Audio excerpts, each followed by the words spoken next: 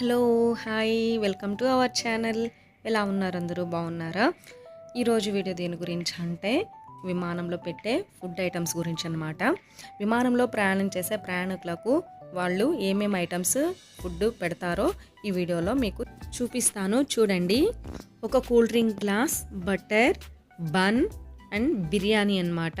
వీటితో పాటు టిష్యూస్ ఇస్తారు. తర్వాత నెక్స్ట్ స్పూన్స్ కూడా ఇస్తారు. వీటిని పకడ్బందీగా ప్యాక్ చేసి మరీ ఇచ్చారు ఈ స్పూన్స్ని.